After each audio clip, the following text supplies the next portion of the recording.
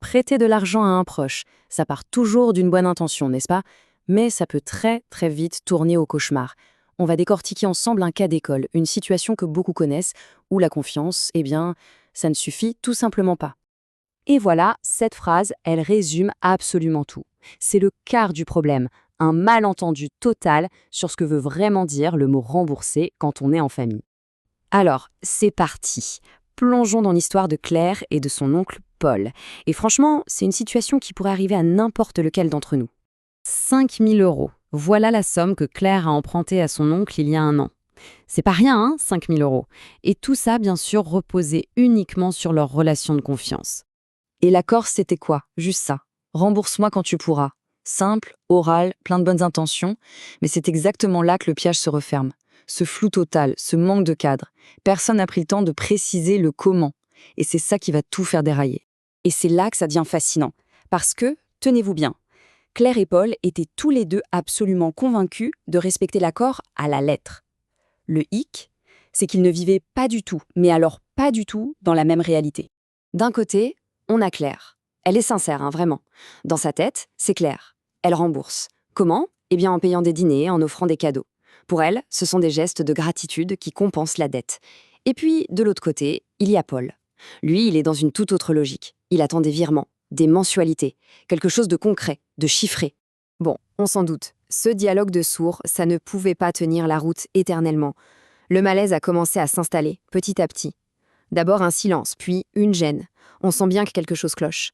Et puis un jour, la bombe est lâchée. Paul, sûrement un peu mal à l'aise, finit par dire cette phrase. Et là, pour Claire, c'est la douche froide. Elle se sent jugée, incomprise, c'est l'injustice totale. Et bim, la belle relation de confiance en prend un sacré coup. Et c'est vraiment ça, le point crucial à comprendre. Il ne s'agit pas de mauvaise foi. Claire ne cherchait pas à arnaquer son oncle, pas du tout. C'est juste l'illustration parfaite de comment le flou, même avec les meilleures intentions du monde, peut complètement pourrir une relation. Cette histoire, elle vous parle peut-être, et pour cause, elle est malheureusement hyper courante. D'ailleurs, les chiffres sont là pour nous le prouver, et ils sont assez parlants. Accrochez-vous bien. Chaque année en France, il y a environ 2,5 millions de prêts entre proches. Et sur ce total, 70%, oui 70%, se font juste sur une poignée de main. Un accord verbal, c'est juste énorme. On imagine facilement le nombre de conflits que ça peut générer.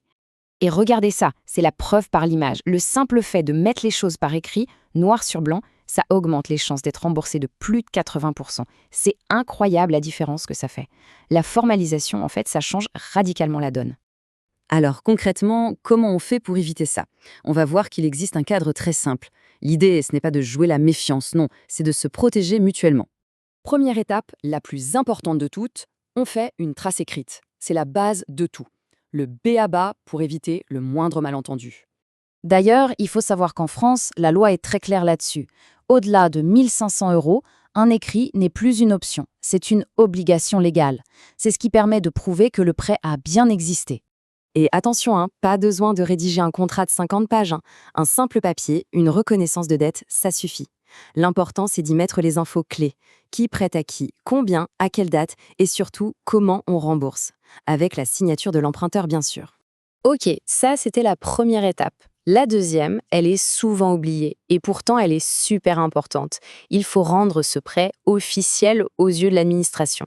Et là, ça nous ramène pile à l'histoire de Claire et Paul et leurs 5 000 euros. Parce que la règle, c'est que tout prêt qui dépasse ce montant sur un an doit être déclaré aux impôts. C'est une obligation et c'est à l'emprunteur de le faire.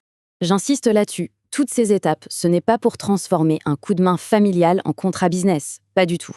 Le vrai but, c'est de mettre la relation à l'abri, de la protéger du stress et des non-dits que le flou finit toujours par engendrer. Alors pour finir, on peut réfléchir à cette question. Et si, au fond, le vrai signe de confiance, ce n'était pas de se dire « entre nous, pas besoin de paperasse ». Et si, au contraire, la plus grande preuve de confiance, c'était justement de prendre le temps de créer un accord clair pour protéger ce qui est le plus précieux, le lien lui-même